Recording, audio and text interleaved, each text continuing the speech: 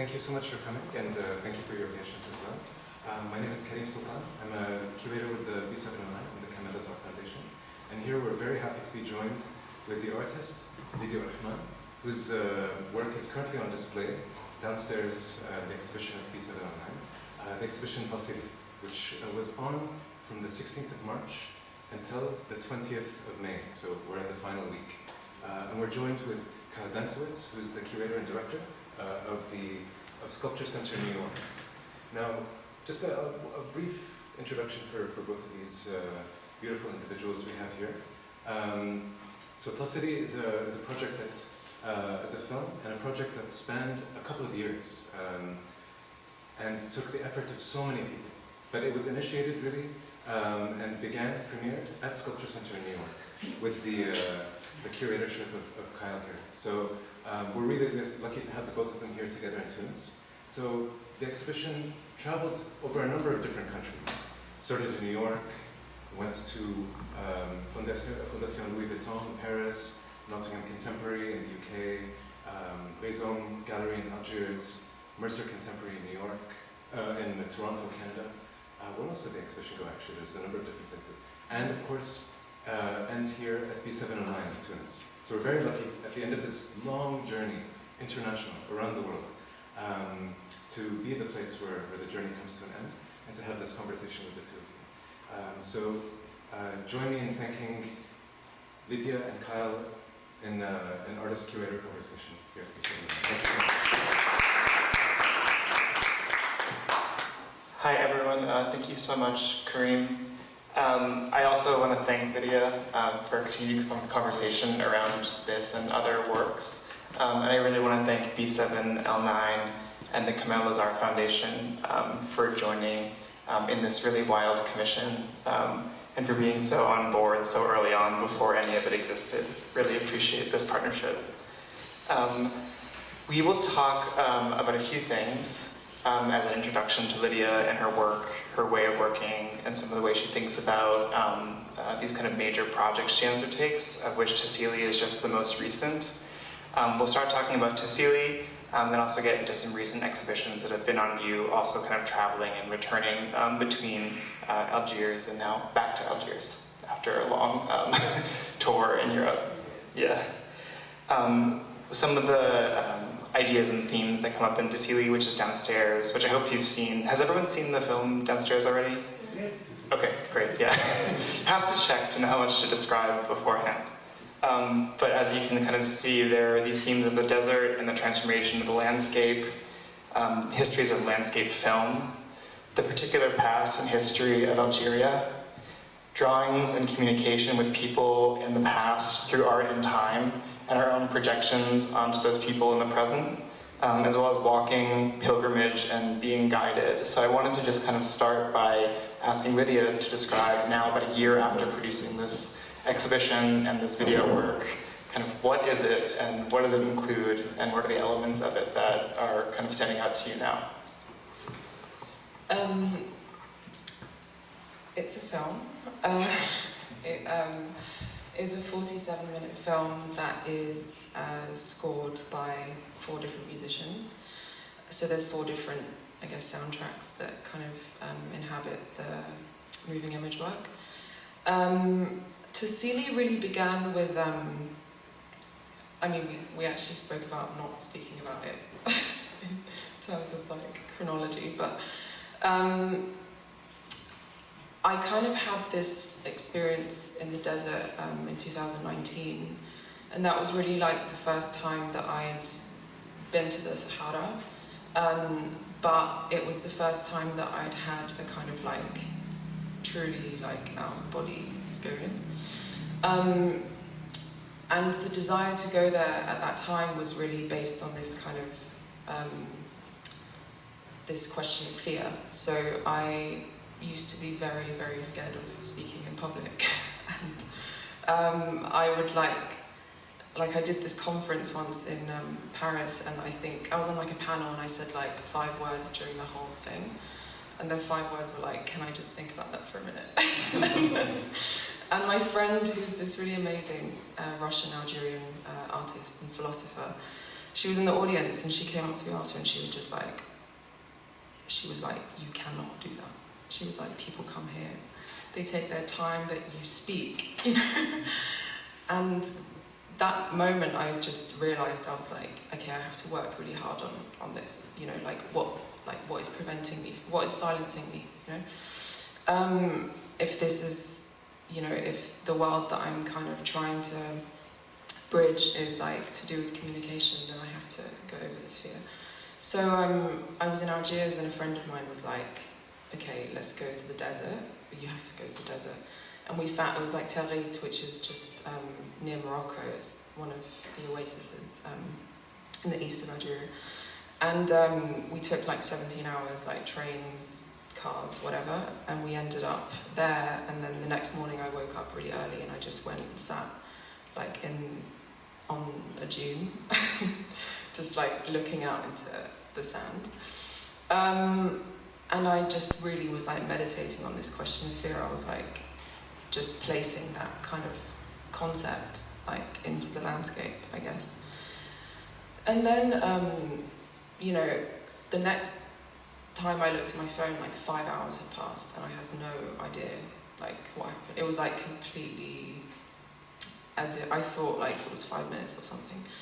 And then when I returned after a few days, I had to go to London to do a talk at Goldsmiths, which is where I studied. And I remember like, you know, it was like imagining the room, and it was like a coliseum, you know, like the most terrifying kind of thing that you could do. And I gave the talk and nothing happened, like I didn't feel any fear. And it just completely vanished. And that was when I realised that there was something in this space that was kind of ineffable, like an indescribable kind of power that I was able to tap into. And then, you know, so that's where the Sahara really began for me. So then to fast forward a little bit, the next year I was at a conference in Delphi, just above the Temple of Apollo, which is, you know, where historically people have gone to receive signs and like visions from the oracle, who was also, you know, usually a woman who would, you know, there's all these kind of myths around the inhalation of these fumes that would turn into this trance, and then that's when she would receive information and pass it on to people who were looking for signs. Anyway, so in light of that place,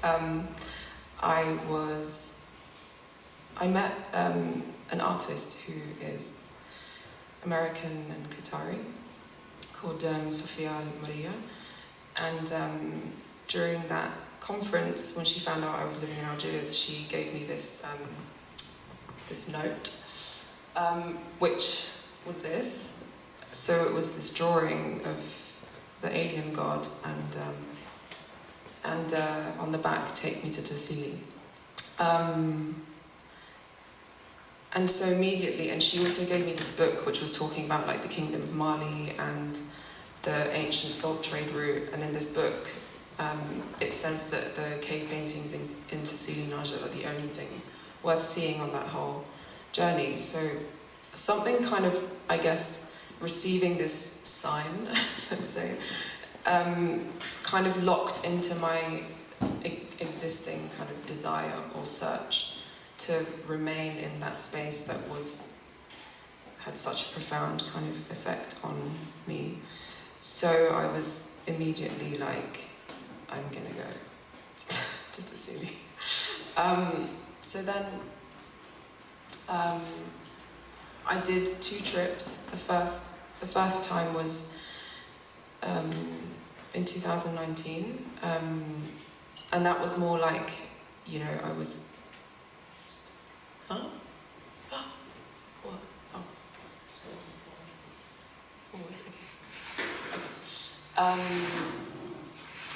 So the first trip was in 2019, and as soon as I got back to Algiers after that conference, I was like trying to find people that had been there. I kind of heard that it was like, you know, you had to be navigated, you had to meet, like, have guides to take you. And then a friend of a friend had been there before with a group of archaeologists and anthropologists, like a group of older women, and she'd been a few years before. So she was like, I know this guy called Ahmed, and I met his family, like his wife runs an association for women. Like she was really like, I have complete trust in this guy. So then she took me, and we went down, and I met Ahmed, I met his family. We, you know, planned this kind of short trip. So I think it was 6 or 7 days, the first one. And in a way that was kind of like, I saw it as like a preparation to make a film. But then I think seeing the space for the first time and experiencing, like, you know, we were like walking through, essentially Tassili, it translates as bed of rivers. So this was like an ancient riverbed. And, you know, the landscape has been, like our movement through the landscape was like the movement that water would have taken once upon a time. But then also what struck me was like the thousands and thousands of cave paintings that existed there.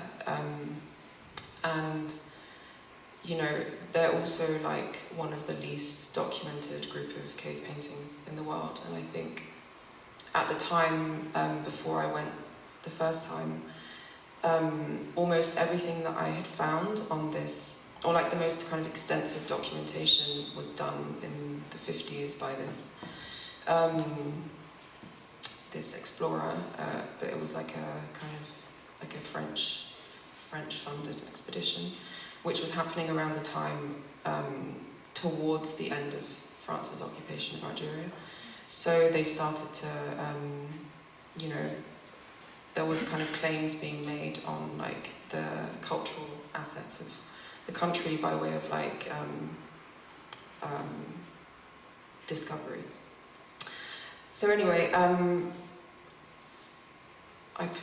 It's funny when you mentioned that we talked about not starting with the narrative. This is the first time I've heard you start even earlier than like the first time. Further back into like the origins, but I think it brings up a really amazing point about you and your work, and even just listening to like the different ways that you tell the stories of these projects you undertake. Like you're leading toward all these decisions you made around why to make a film in this place, what making a film in this place would mean, the specific choices around like the kinds of filming, the kinds of collaborators, and the kinds of decisions around like making an artwork that in some way encapsulates like these various drawn out elements of like a long, long story of your life and also of your interests and your interest in art. So you got to the point kind of around, you know, being there and understanding the wealth of drawings and the kind of nature of the landscape there, but maybe you could speak at this point, after having pointed a bit to, you know, the archaeologist relationship, the kind of like French colonial exploration relationship, and then also, you know, the nature of being guided and having to walk through these spaces, which are otherworldly, kind of out of time. Maybe you could speak a bit about like how the film, well, how you chose to make a film of all other media you could use. If you're not familiar with Lydia's work, she really works across many different modes, some of which are very ephemeral and some of which are extremely physical and labor-intensive. But maybe you could speak about that and some of the ways that like these elements of the story of your interest manifest in the work that you made. You know, the first time I went, I took a camera and I had just this really kind of basic like DV camera that I was shooting on my own. And I think, you know, I would like go out into, I'd kind of set up like a tripod and just spend time like recording in silence with like 1 or 2 guides at a time. We'd kind of deviate off the track. And, you know, I think for me, like capturing those images became like a way of meditating or like sitting with that landscape and spending time with it.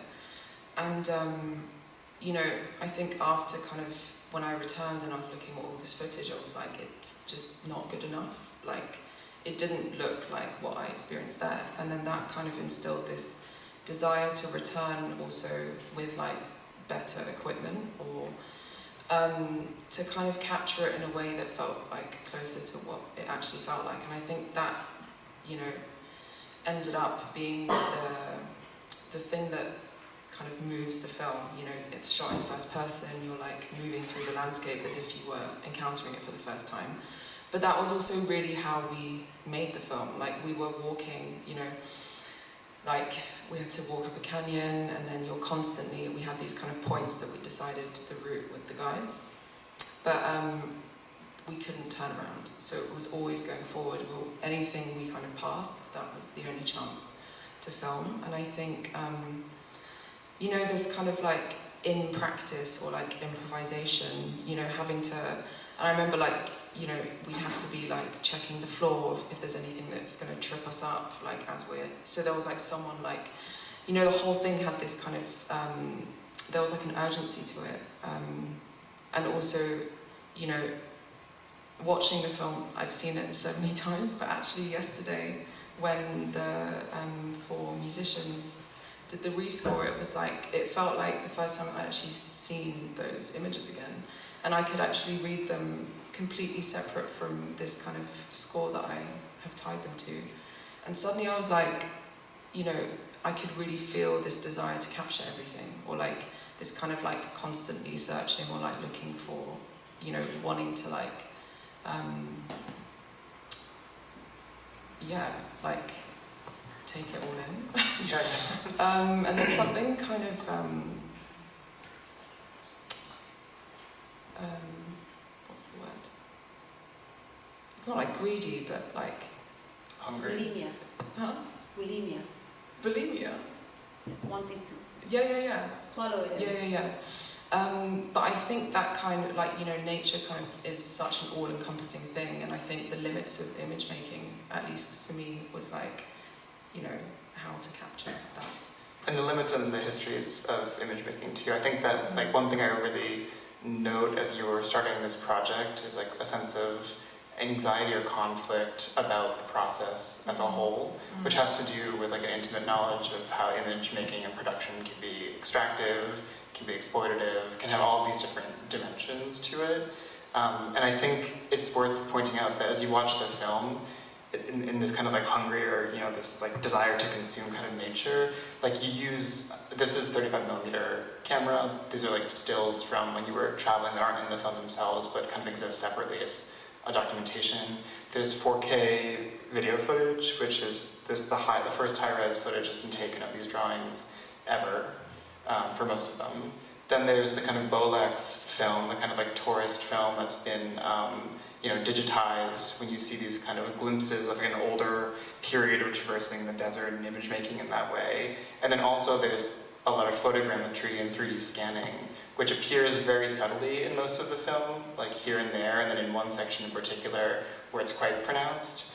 But maybe you can talk about that kind of like extreme nature, or what all these different modes of photography effectively, or videography did for your thinking, and how you worked with them after.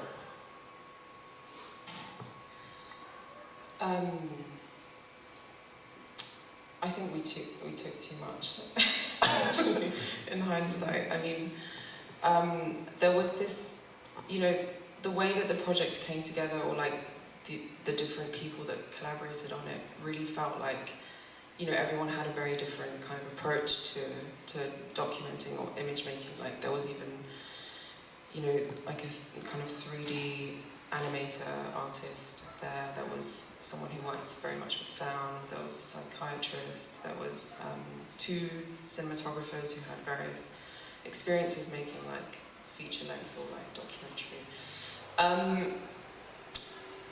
I think it was that I just didn't know what we would need, or like how, you know, with the equipment, it was very much like I asked Alana to advise what she thought would be appropriate, but it was just, you know, I think the reality of that situation, like I remember when we arrived, we spent like weeks and weeks preparing like lists for what it would take, and you know, also the kind of what felt so absurd to me was like, you know, to go into that space, you have to like carry all the food and the water and everything is like, you know, all of the weight is very precisely calculated, and like, you know, the way that you consume what you've taken is also very precise. So then, when taking that kind of equipment up, we had like 16 donkeys, and they would be carrying all of. I remember like being at base camp and we were loading these like body stabilization suits like onto the donkeys, and I was just like, this is so. It felt so bizarre at the time. But yeah, I think we were trying to be prepared for what we might have to encounter, or like what we could capture. Also, like I think there was no script for the film. It was really just we had our tools were like an amount of time, each other, and then like this landscape. So it was really this. I keep thinking or like returning to this like improvisation, and I think a lot of my work is very led by that kind of spirit. I never really know what's going to be right at the end of the thing. It's like I just I'm very open to following, Yeah, there's a kind of like coincidence or fatedness that kind of is an element at certain times in various of your works. But I also feel like what that gets at a bit is you're accessing this kind of like deep human history by visiting these drawings and by traversing a land that has been traveled for thousands and thousands of years. Now with new people, now with kind of new technologies, etc. And I think that it's really important in differentiating this work from a kind of strict documentary mode, even though you had some people who had those skills, that there's a quite subjective like nature to this as well. And I think that using like the 4K, which reads, spectacular, it's kind of an imagery that sometimes is familiar to like, nature television programs or something. There's like a relationship to that. There's like a kind of different temporal aspect to the Bolex that feels kind of haphazard, that feels like antique in some way. And then with the photogrammetry and the 3D scans, it's really a kind of like intense, close looking and ability to reproduce in new media that's also introduced to this. And I feel like there's like this like interesting level of like observation and awe and wonder, and also like the desire to kind of like reproduce and intervene elsewhere. And I don't know if you feel like any particular way about like, I know like the first person perspective of most of this film like guided a lot of the kind of compositional editing choices in it too. No, I think it's probably important to mention also like what happened before we actually were able to go on the plateau. So it's a very different reality now, but at the time, foreigners weren't allowed to go to the plateau because of kind of previous political tensions between Algeria and Libya and the border being dangerous. But so there was all of this kind of negotiation that we were having with the Ministry of Culture, the military, the national park, to allow non-Algerians to access this place. And at the time, like, there was this kind of frenzy of trying to get like the paperwork, like the authorizations, the visas, like all of this kind of bureaucracy that I'm sure all of you are also very used to here in Tunisia. But in Algeria, it's very much the same. And I was kind of fixated on this this idea that it was all of these kind of forces that allowed us to be there who decided or directed the film, because all of the routes were like predefined. We had to like tell the authorities exactly where we'd be going, and we weren't allowed to deviate off these routes. So in a sense, I was kind of like, wow, like, the military are directing this film, in a sense, or like the guides are like taking us through, but it's all of these kind of government bodies that are deciding what we're allowed to see. And on Google Maps, it doesn't say like Tassili walking path or something. Yeah. It sounds like a stroll you could take. 13-day stroll. 13-day stroll. And I thought that was just a kind of condition of the work, but then only very recently, after having a conversation with Isabel Valli, who is was the psychiatrist that was present on the trip. She was like, yeah, but you know, like the paintings guided us. Like they decided where we went, essentially. So it wasn't all of these bureaucracies or governments or whatever who told us where to go. It was these people that made these drawings and like pinned these locations precisely between 6,000 and 12,000 years ago. And it sounds really like, I mean, obviously, you know, but suddenly it just kind of, everything else evaporates. I mean, especially considering that now, you know, Tassili has recently been opened to tourism. So people can fly there directly and they don't even need a visa. So the situation from making the film to now is like completely 180. But that's really interesting, I think. Like, you know, that sense or that, you know, I kept thinking, like, part of the spirit that drew me to that place was, you know, when I was like seeing these cave paintings and like being able to understand them, and the fact that we could still like hear what people were saying or like read what they were trying to communicate from 12,000 years ago, and that there was this collapse of language. Like it was just this, you know, you could touch where someone else had been and you could like hear what they were saying, and there was this kind of intense, you know, it was like communing with people like beyond a time and space that you can even comprehend. And there was something, you know, it really kind of made me ask this question, like, for them, when they made these drawings, they kind of put them on, you said, like the most permanent thing that they could access, which were these kind of, where they lived, or like their homes.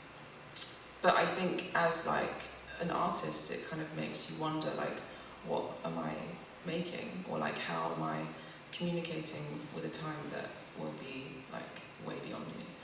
And it's not about this kind of idea of permanence or like wanting to make a kind of like a legacy that will outlast like your physical body, but it was really just kind of, you know, I think there is this focus that I felt on like how work could continue to exist like way into the future.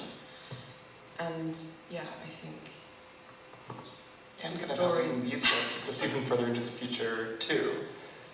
Because in a sense also this film reflects on the kind of like long-term change of environment over time. And so in a sense there's a kind of like capturing on like a new media, something that actually maybe more threatened or more changing than we imagine. Yeah, I mean, you know, with the 3D scanning that kind of comes up in the film, that was all literally just like from my phone. So it was like an app that we downloaded. And then this app, you know, like the new iPhones have this laser in the back that enables you to record like depth accuracy instead of just like images. And that kind of, the fact that this technology is like accessible, I mean, it's not accessible completely, but it's something that is like, can be used in an everyday sense. It kind of points again to this, like this desire to like consume something, you know, like we're no longer just dealing with images, like I can reproduce you from my phone. I mean, you know, and yeah, I think, yeah. I want to pick up on something you were saying, because I also just want to like reiterate the kind of wild experience of you figuring out how to make this film during COVID, or at the kind of the tail end of like major COVID restrictions into the visa restrictions, only for this kind of like massive release like months later. Like Tassili was one of the 52 places chosen by the New York Times to visit in 2023.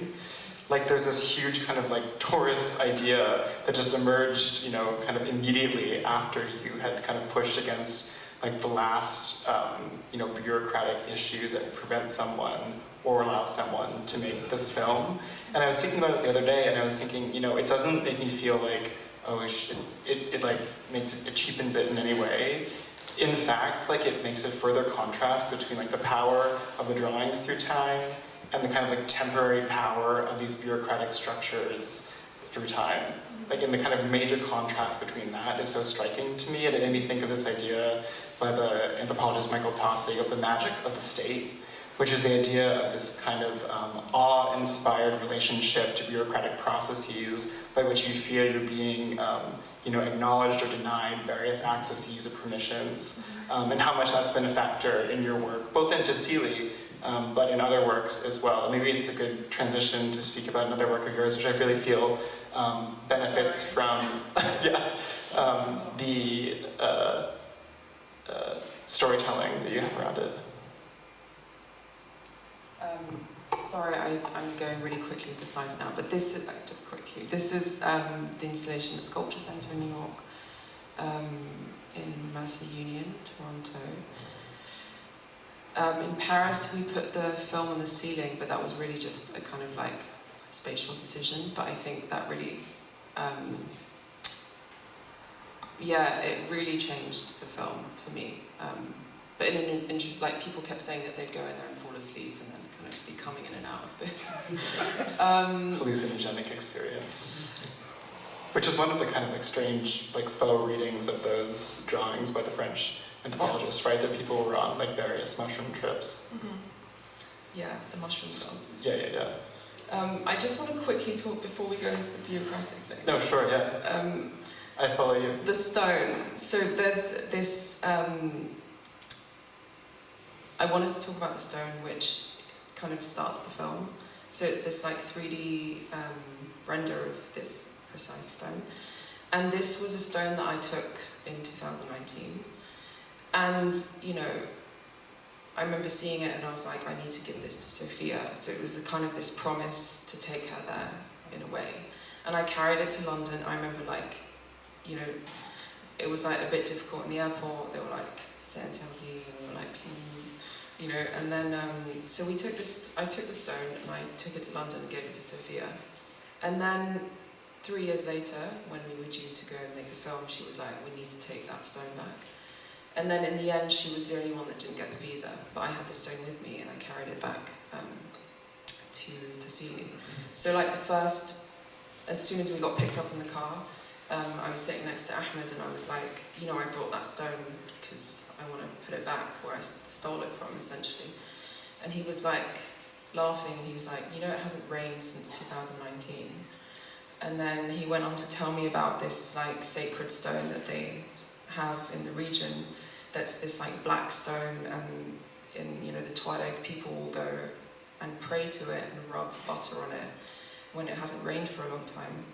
And then apparently in the 90s, when it was vandalized, it didn't rain for years. So, this kind of concept, or like when he told me about it not having rained, suddenly that became like a very big focus of the film.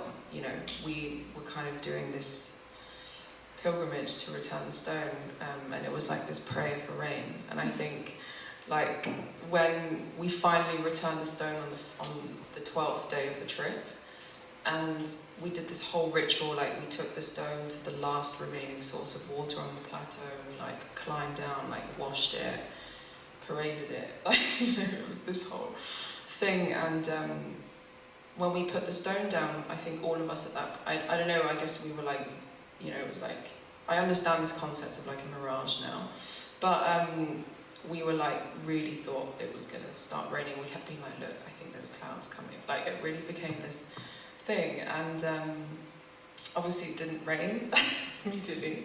But then I got this email from Ahmed like a few months later in November, and this was the title. I like the translation of it, the plaster that we put in the previous bitter room, but I'm sure that's not what it says. But then, and this picture, which was of where we returned the stone. So it rained, finally rained in Tassili, and then all the borders opened. And Ahmed was joking, he was like, you didn't, like, the stone didn't just bring rain, like, it's like, we're having so much, tourism now.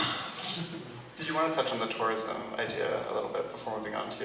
Yeah, I think, with the Tuareg tribe, you know, a lot of our guides were like born on the plateau, they grew up there, but then they were moved down in the 80s by the government. And since then, like the only way that they kind of are able to return home is by taking tourists to the plateau. And it was kind of, you know, I kept thinking about like pilgrimage and like how tourism is such a kind of concrete part of pilgrimage now, because it's like, you know, but then you question like, does it take away the kind of sacred nature of that experience, or is it like, is a pilgrimage about arriving, or is it about like going through the motions of seeking? But yeah, I think, you know, there was this really kind of profound sense of, I don't want to get like negative about it, but at some points I was like, you know, the fact that we were asking these people to kind of re-perform themselves as the only way to kind of continue to like occupy the space that they were born and grew up in. There was this kind of paradox in that, their position as well. But then, you know, when I asked Ahmed, I was like, is it weird for you to like keep bringing people here and like showing them, you know, essentially this space that you've been denied? And he was like, no, I mean like, and I was like, do you come here alone? Like, do you ever like just, and he was like, what would I do? Like sit here, you know? Like he was kind of like, had maybe moved on from that slightly, but I don't know if that was also something that has become like a muscle. But yeah, I think this kind of pilgrimage tourism is something that is like recurrent across the world.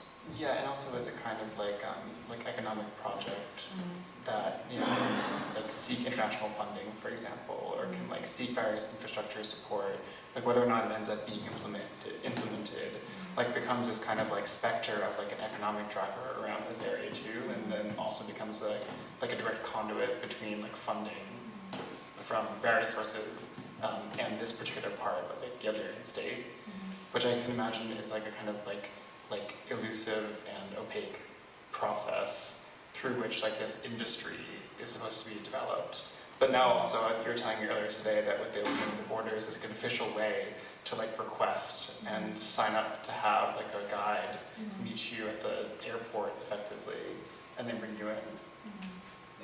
Yeah, I have no idea what the future of this place is going to be like. Also, I mean, I think at the time of making the film, it was still like so kind of sheltered or like restricted, and you know, with tourism comes a very different type of relationship to space. But yeah. So on that kind of bureaucracy note, you know, one of the first ways that I was drawn to your work and the way that it's legible in some of the institutions that you've shown in is through like histories of like conceptualism and interest in data and information from the 1960s and 70s in a lot of like European and American art practices. And upon seeing your work and knowing it more, it's just easy to see how what you're doing like can be read in that really superficial way, but exceeds it in so many ways. And I think Barzak, which is the show that you have up now, which is another major project from the past few years, is such a great example of it that actually touches on it quite beautifully too, because it involves a kind of return and exchange between Algeria and Europe. And so maybe for those who don't know this project, if you want to speak to the kind of origins of this, and I can try to pull out elements of the story. It's another amazing and long story of coincidence and fate in some ways. Sorry to be too cheesy and saying fate so much, but... No, it's fine. It's great. So this show is called Barzakh, and it was an exhibition that began in Basel in 2020, and then it toured for 2 years. So it went from Basel to Marseille to Ghent in Belgium, and then it finally returned back to Algiers in November last year.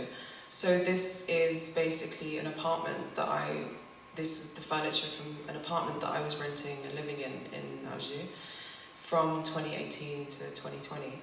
And it was an apartment that belonged to the aunt of my landlady who had previously passed away. And then, you know, when I went to look at the place, it was like full, but then I assumed that they would take everything out, or like at least, you know. But when I moved in like a week later, they left everything as it was, like bed sheets, plates, like the lady's passport was in there, like needles, everything. You know, it's as if like this woman was still living there. And I moved in with one suitcase, so I didn't really have anything, so I just naturally started to like use everything, you know, the bed sheets, the plates.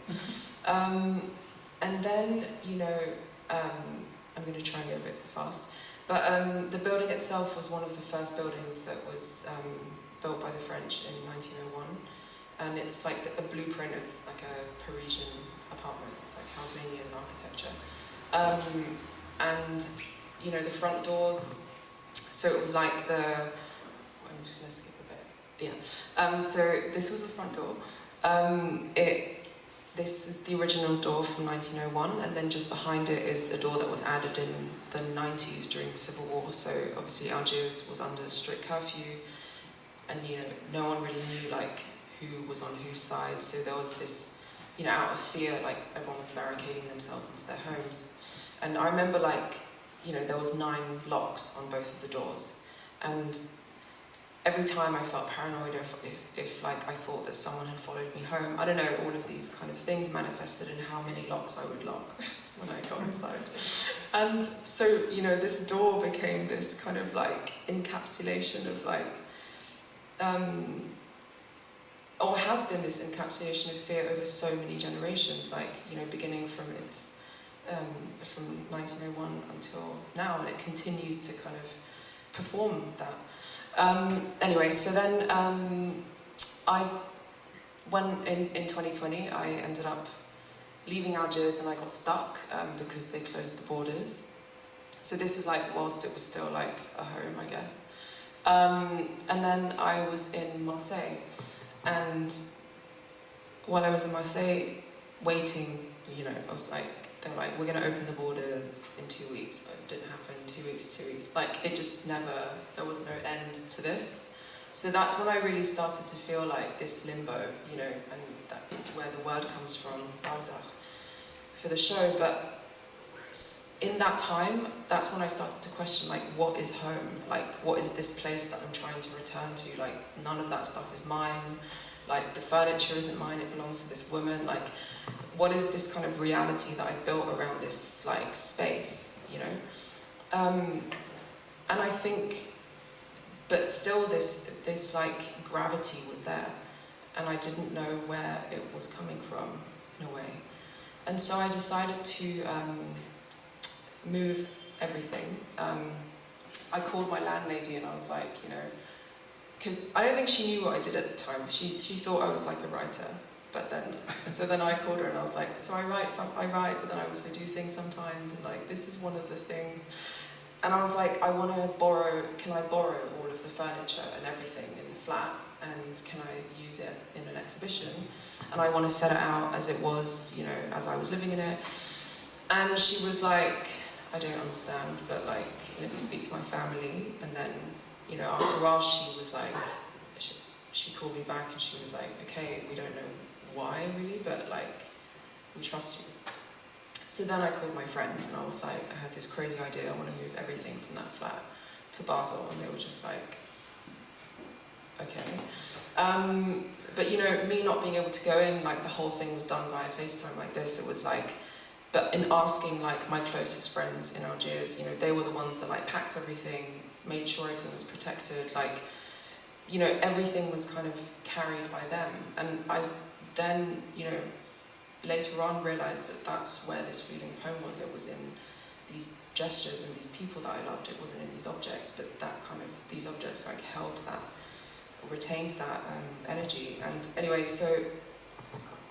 Maybe it's important also just to mention the kind of like strange, like, I guess affinity is maybe like the like least presumptuous word to use about it, between you and the former occupant of the apartment. What? Yeah.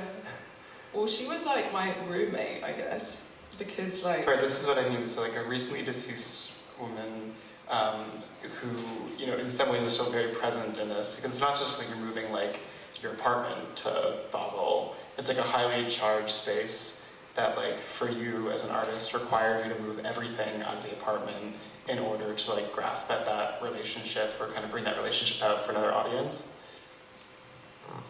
I mean, it's weird because, like, you know,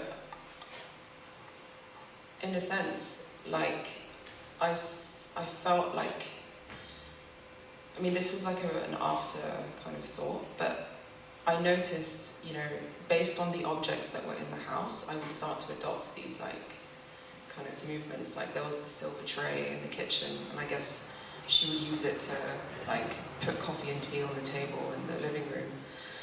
And then I started doing this, like, because the tray was there, so I would make coffee and tea, carry it down the corridor, put it on the marble table, serve my guests. And then suddenly at one point I was like carrying this tray and I was like, this is crazy, like this is not my, like, gesture, you know. So that's really, you know, I was like thinking a lot about like how objects like decide how bodies move in a space, or like in this kind of domestic environment.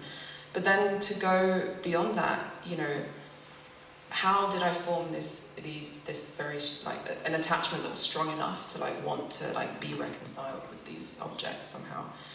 And I remember, like, when everything arrived in Basel, and, you know, they were, like, unloading this truck, and I was just like, oh my God, like, what have I done? Like, I just couldn't, I didn't have that feeling of, like, reconcile or, like, peace that I thought maybe I might have. It became like even more of a problem. So then, you know, they moved everything into this space, and there was, you know, I was like, I just need to be alone. And I spent like 2 days in there, just like putting everything back as I remembered it. I didn't look at any pictures. I just like, you know, just imagined like opening it with a cup, and I just put all of the objects back in.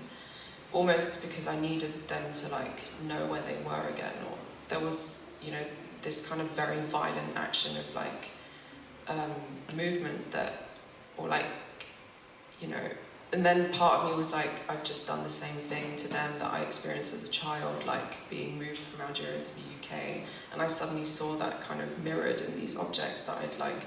But then, you know, I think it's also important to mention that the origin of these furnishings came from Germany. So like this woman was married to a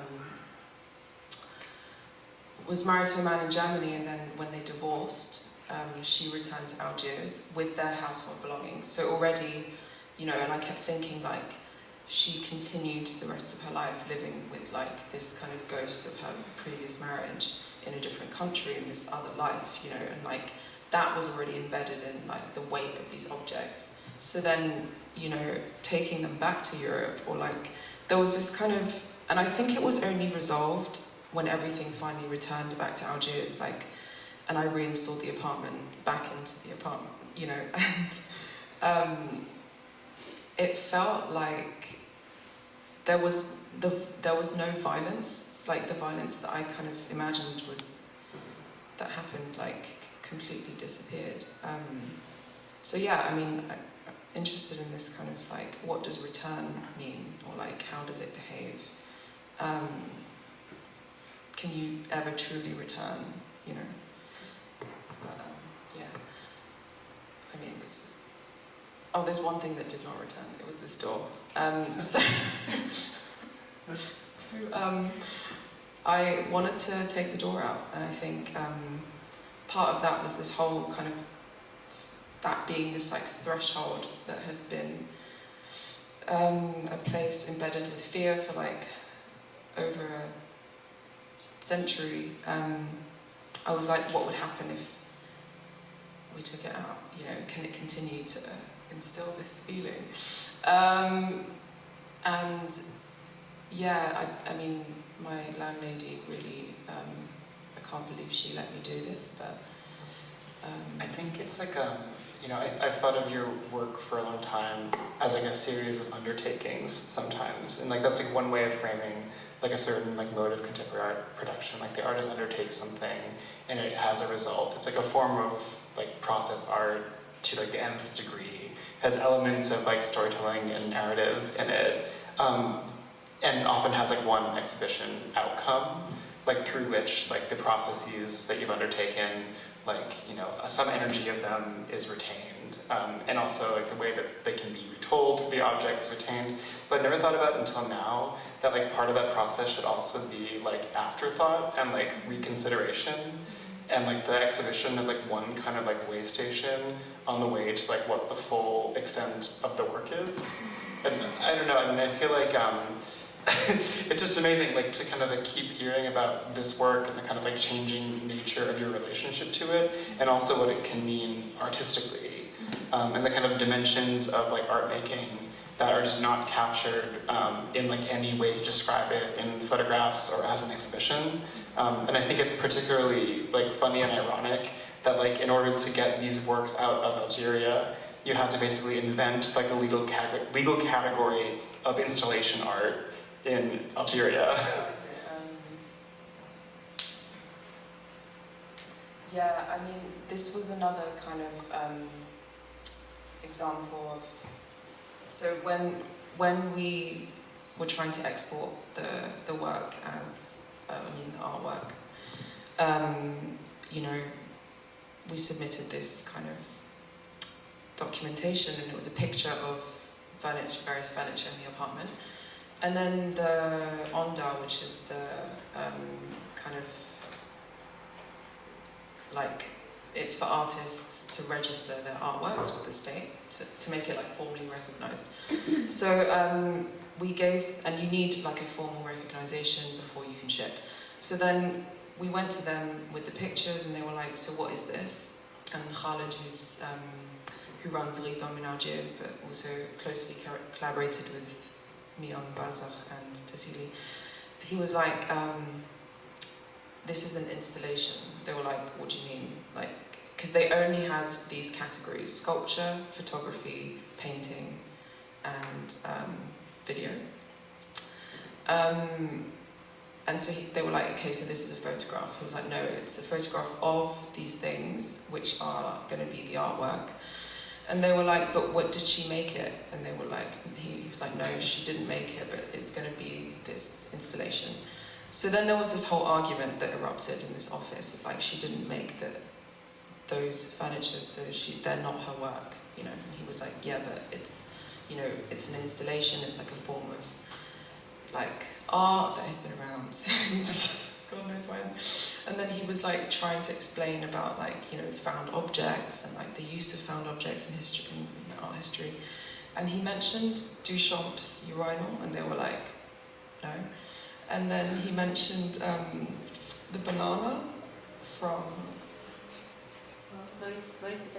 Maurizio Catalan, the banana. And they were like, not a great example. Like, the banana. More receptive to that. But that's because it went viral. So like the banana happened in a time of the internet, I think. But yeah, and then so there was this kind of negotiation of like asking them to recognize installation as an art form to then be able to move the apartment. And this is something that I've kind of come back to, or that it's a thread that has been quite important in my work, is like asking for space, or like asking for the artwork to be, for art to be like recognized as such. I know that we're trying to sidestep into the third choir. Oh, if you'd like to, yeah. I mean, I just think, not to like to just restate it, but it's just so amazing. Like, or not amazing, but it's quite a specific set of contradictions to have to define what you're doing against like 1960s, 70s like postmodern response to like modernist art practices in like Beaux-Arts institutions. It's kind of a wild effect of like having to deal with like a government agency in this way, or a bureaucracy in this way, that like you have to kind of like, it's like a positive thing to have like affected like a true change in like legal proceedings, and at the same time, it's like not descriptive of what you do, or like what this work is in a certain way. I think it's, you know, I've always, like, it's really just about asking, you know, like, I'm very used to this phrase, like, CNTLD, like, it's not allowed, or like, it will never happen, you know, this kind of, that's what we've kind of been told. And, you know, I think most of that is like, it's about, I mean, this is so cheesy, but like, it is about like, continuing to like push against or ask why, you know? And I think, you know, I really kind of learned that very early on in like, when I first started making work, when I was like in my 20s. And this piece, which was this, I can show it actually. Sorry, this is just more. It's called The Third Choir, and I finished it in 2014, and it's 20 oil barrels from Naftal, which is the oil company in Algeria. And at the time I was doing a lot of research into illegal immigration, and you know, the oil industry is always this kind of point of blame within the country for like corruption and like, and in a way, you know, when I was speaking I met with a lot of people who were like either in the process of trying to leave for Europe, or like had already tried and been captured at sea and put into detention camps in Europe, sent back to Algeria. And, you know, a kind of distilling all of these conversations, I suddenly thought that, like, there was a connection between these oil barrels and these people. And so, in short, I wanted to make the barrels take the same journey across the sea to Europe as these people. And what started with this very kind of, like, simple idea, I guess. Then I started to, you know, I heard about it being illegal to move art from Algeria. Like, it was a law that was implemented in 1962 to protect cultural assets, and so like since then artists have always been like smuggling their work out of the country. Or so then, you know, I knew that I'd have to try and take them out as something else. So, you know, a lot of what this process became was like going to the customs, and I was like, this is my personal stuff, I'm moving country, I'm moving to London, and then they'd be like, this isn't personal belongings. Then I'd go back, change the application. You know, I was like, they're ornaments, they have sentimental value. So it's this whole back and forth with the customs to recognize or to give a name to what this was. And then, it's a very long story, I'm trying to make it quick. But eventually, you know, I had to contact the Ministry of Culture, and that was the first time that I was in touch with them, and it was this really like, you know, I was like 21 at the time, I had no connections anywhere, and I like went to this, after I kept being denied at the customs, they were like, look, it's never gonna happen, like just stop coming here, because I was going every day with the same barrels, being like, today it's like an instrument, or like tomorrow it's like, I was just getting so desperate. And then one guy was like the head of the customs was like, just stop coming, it's never gonna happen. And I, you know, had like a visible like breakdown in this office, and then another guy was like, if you just tell me what you're trying to do, I can advise you. So when I was like, it's an artwork, like it represents people, like I'm trying to move it from, I want it to make the same journey. And he was just kind of like, okay, like you need to talk to the Ministry of Culture. So then I just went to an internet cafe and typed in like Minister of Culture Algeria, and found this like government website with these 2 email addresses, and then like sent this like crazy email to them being like, I'm stuck in the, I don't know, I mean, when I read back what I was writing to people, it's like insane. But yeah, and so eventually, you know, eventually the Minister of Culture, or the Cabinet Minister, called me that evening on my phone after reading this email, and then it began, like, and in total, you know, they faxed the customs were trying to not sign, anyway, so it became this whole thing where it took 934 documents to release the barrels from Algeria to the UK, and it eventually they wrote the Minister of Culture wrote like an addition into the Finance Act to allow artworks to pass again. So, but you know, it's like, and that's where the work happened. It was through all of these like negotiations and like coming against of all of, you know, the system that kind of disabled this for so many years. And yeah, so. Which then makes it even more striking that Tassili, even though you've made, you know, you've worked in and made work about and around Algeria and its politics and its life many times, showing Tassili in Algiers last month was the first time that you had shown your artwork in Algeria. Yeah, it was. I'm just gonna stop it on this, okay. Yeah, it was the first time that I've shown my work in Algeria. I remember like being, well, I was part of this group show, but many years ago, and it was a very small kind of work. But yeah, so Tassili was shown in March in Algiers, and it was the first time that I had like a kind of proper exhibition there.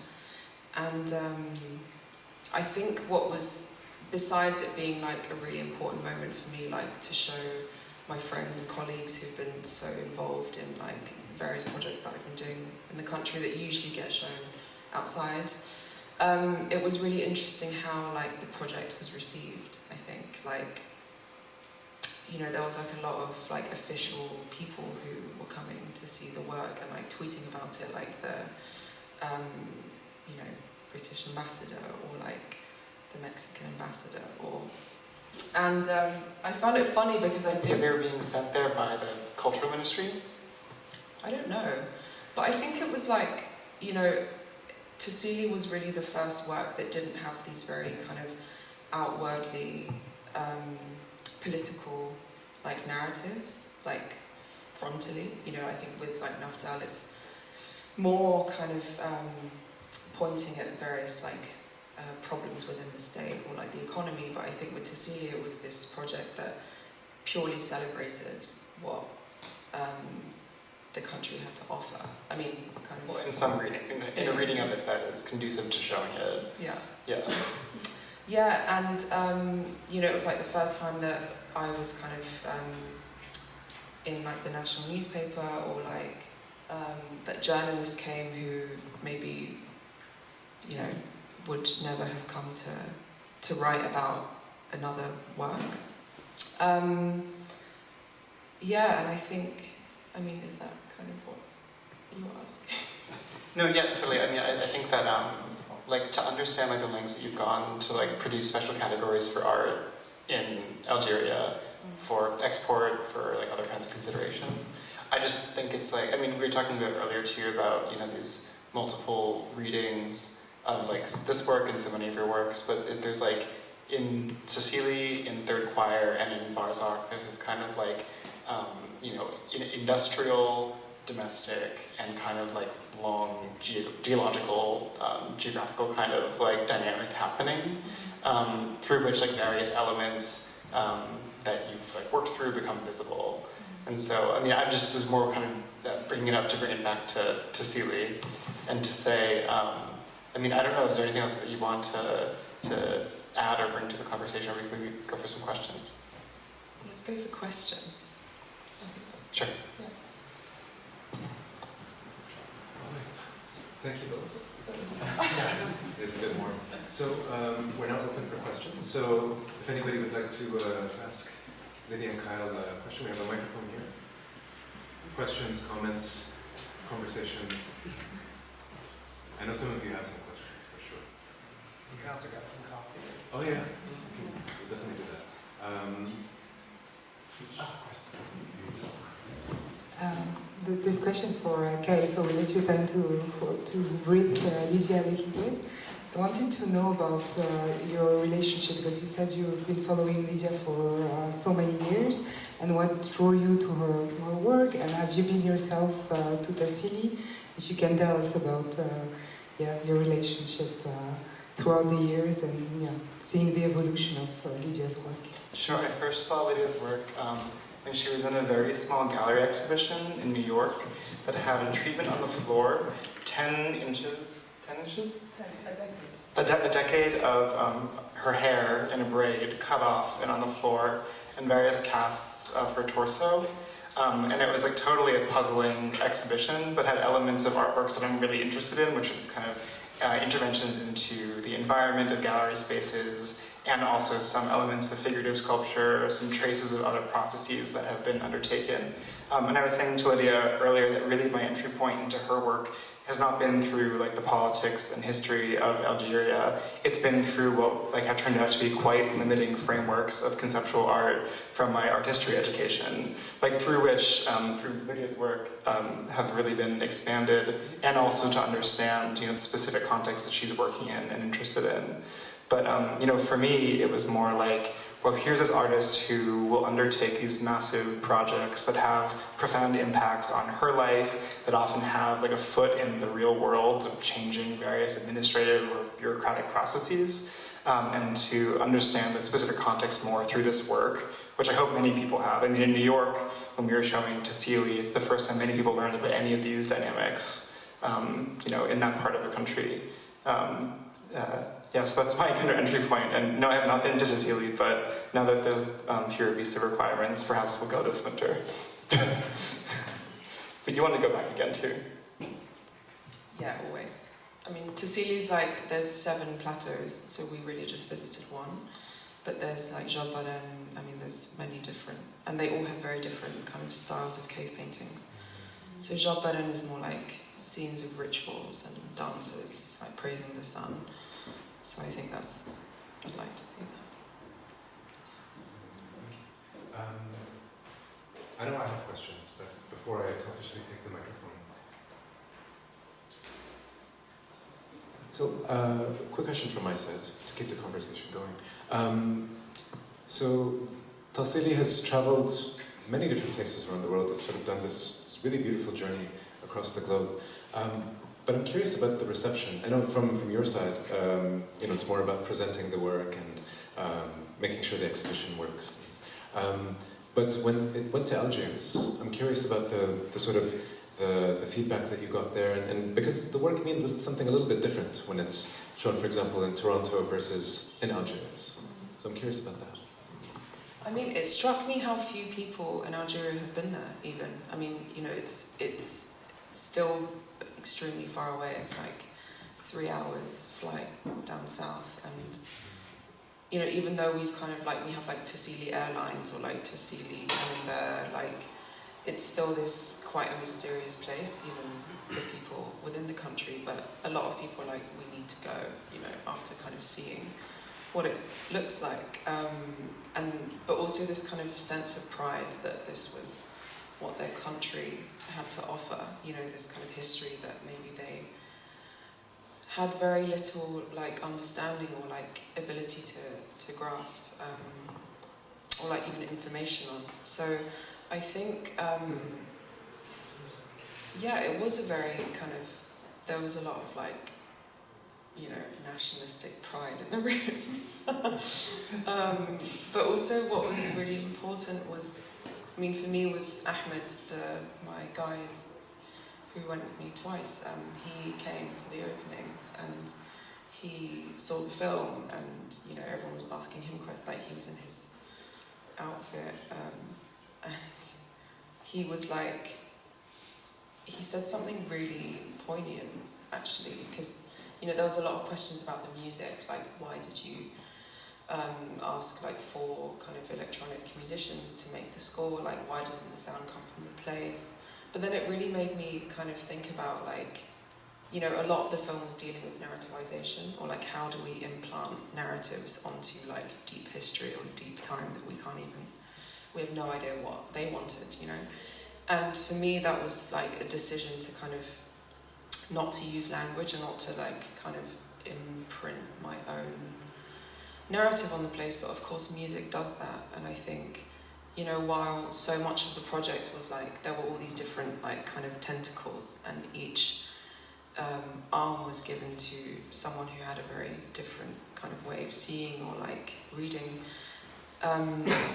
But with the music, you know, I wanted to know what would happen if you gave the responsibility to someone else to like decide how it sounded. But then obviously like everyone has a very specific kind of set of tools or like language or even expectations. And so it really became this like, you know, projection onto the space. And yeah, I think, you know, if it was, when we were speaking about this today, like, imagine if the score was kind of like recordings of the music from that region now, like maybe it has a kind of a history and a legacy in that place, but what would that do to the images, you know? And Ahmed was like, so in light of all of this, Ahmed was like, no, I actually think like the music like liberated the images, and I was able to kind of see it as if it was completely new, and he, you know, was born there. So that was a really, and maybe that happened a bit yesterday, kind of with the rescoring of the film, like I saw it new again. And I think sound, yeah, that was kind of an experiment in that. Thank you. We have a question here. And also, I just want to say before I pass the microphone over this direction, is عندكم يعني سؤال بالعربي بالفرنسي? We'll do our best to translate. So just to open it up, عشان we don't want to make it English-centric. So we'll collectively do the translation work. Thank you so much. So. Thank you. Hi. I'm just interested in asking, because you said that it was the first time that you were showing your work in Algeria with this film. And what was your experience showing the work there, in opposed of showing it in the, like, most of your works in the West? Yeah. And like, is there a different, like, yeah, what's the experience like? No, that's a really good question, because I think maybe it's the first work also that is visible there. Like if the apartment couldn't be shown there, you know, or like the barrels would make no sense. You know, so much of my work has been about like moving objects or like the movement. That's kind of what charges the artwork, let's say. And with this, you know, something really interesting happened where I'd kind of, after the apartment project, Barzakh, I was like, I can't deal with objects ever again. Like, I was kind of like, I don't want to move anything ever again. And just like the weight of matter or like material just became so kind of like, there is real consequence to that. And so part of making a film even was like, you know, I wanted to know if it was possible to feel something like the same. You know, I have such a strong belief in like, you know, the aura of something. You can't explain why this is important, it is. Like, and I believe in objects, and I believe in like the energy that can be transferred through a material. And I was just questioning, like, can images do that, you know? Like, is it possible for these images to like contain the spirit of a place? And yeah, it was, you know, what kind of struck me, I didn't believe it, you know, before.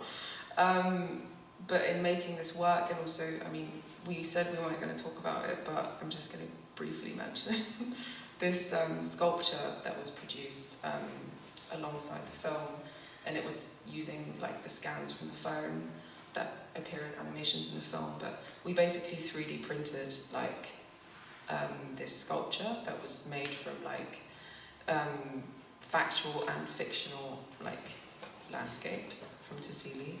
Fictional because like we just had to use AI to kind of join these like scans together. And then the whole thing was 3D printed in SculptureCentre, so me and Yuma Burgess spent a month like sleeping in the back room with like a print farm, essentially making this giant object out of plastic. And, you know, I was kind of like, disgusted by the fact that we were just buying like rolls of plastic from like Amazon and then just like running it through this printer, and this thing was appearing. Like, to me, it just felt so against how I think about matter, you know? But something like happened when the sculpture was finished. It was this like 6 meter by 4 meter like topography made out of like, you know, there was 299 squares and they were all bolted together. And something about like the process of doing it, I was just like, you know, I had no kind of belief in it until it was there. And suddenly it just was able to kind of contain the same kind of essence that I felt from like real things. And I think I've not answered your question, have I? You started on it, but I just want to add to this too that I feel like, you know, But yeah, that. This idea also reflects a bit of the way that you like to use now consumer-grade technologies in a handmade way, or like the equivalent of like doing it yourself. Like the kind of through line with these projects is a kind of like how much, like what can one person as the artist do? Who else do they have to involve? But they're not like, you're not fabricating something. Like fabrication is not really an element in your work. Like making is, but like outsourcing fabrication still is a totally different like ballgame of sculptural production that, you know, you're not heading toward, I don't think. Yeah. Sorry. One more question. Thank you. Yes, I'm going back to about the sound, the work on the sound, because I didn't really understand you in your creative process. You chose to silence the nature and the human sound that you experienced during shooting, during the journey, the creative journey. Was it? Did you thought about it? Did you think about it while making the work, or for you the sound is only music or voice? Just to understand, because it's very important for me to. Well, is it clear?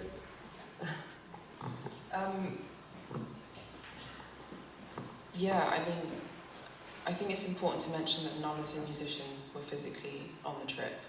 And I think, you know, if any of them were there, there's no way they could have made any music to that place, because the silence is so overwhelming that you can't possibly, like, try and, like, imprint your kind of world into it. It completely engulfs you. And I think, you know, it was really a question of, like, asking them to mediate that space, or like to make music that they felt those images kind of demanded from them. And it really struck me actually that no one employed silence in the sound, you know? Like for me, silence is the most kind of logical reaction to those images. But also maybe not. I mean, like, if I think about, if we kind of if we take the soundtrack out and play the sound that the camera was recording as we were filming, it would just be like, I mean, you know, people giving directions, like tripping over things, like someone shouting. You know, it's like that silence wasn't involved in the process of making the film, so it's also maybe romantic, I think.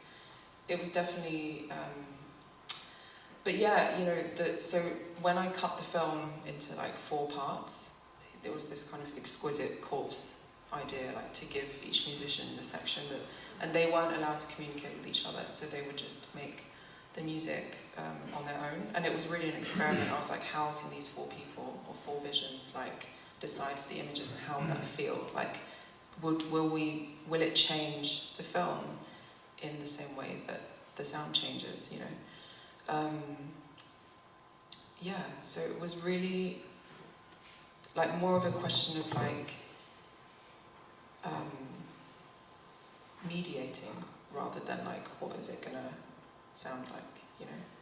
But I think, you know, when we were on the trip, Hiba Ismail was creating this kind of 360 like sound archive, so there was like a lot of sound that we recorded on the trip, and we gave that also to the musicians to work with or through or from. But yeah, they became more like references, I think it's interestingly. just a small kind of bracket. The musicians who rethought the sound and the score yesterday had that same impulse, and they didn't want to hear the original artwork as well. So I think that's also quite interesting. How maybe that language could have been perceived as debilitating in that creative process. And I think it would be interesting to hear Alma's view, who's one of the 4 musicians who was who really performed the 3rd section of the film, who I think was absolutely stunning. Maybe Alma, you could share a little bit as to why, in that mediating, process, you also felt the need to detach yourself from what had been initially conceived for the film. Yeah, I remember that when Doha sent me the video, she told me, watch the movie and listen to the music. And I said, no, I cannot do that. It's gonna influence my views on the movie. And the way I thought of the music process, I watched the movie silently at home, and I didn't know what chapter I will do. And I started to create like some musical drafts, and then I received like my chapter, which when I received it, I thought to myself, I didn't want to do that chapter because it was too shiny, and the music I used to do is like very dark, and that part was too shiny, so it was like, how am I gonna do that? And then I put my drafts on the images, and I said, oh, it's kind of working. So I tried to do like some stuff, and then I realized that a story was being written with the music, but unconsciously. Like when I put the thing, I said, there is a story here, and then okay. So I started to structure it like it was really storytelling. So I was dealing with an ancient civilization, like the way it was created and destroyed, and then it's like when you were talking about your work, like ghosts. I'm really seeing like ghosts, like living ghosts, the here and there, like echoes of ghosts, and that's how I organized my musical structure, I think. And it was part of semi-conscious and semi-unconscious work. And that's it, I don't know.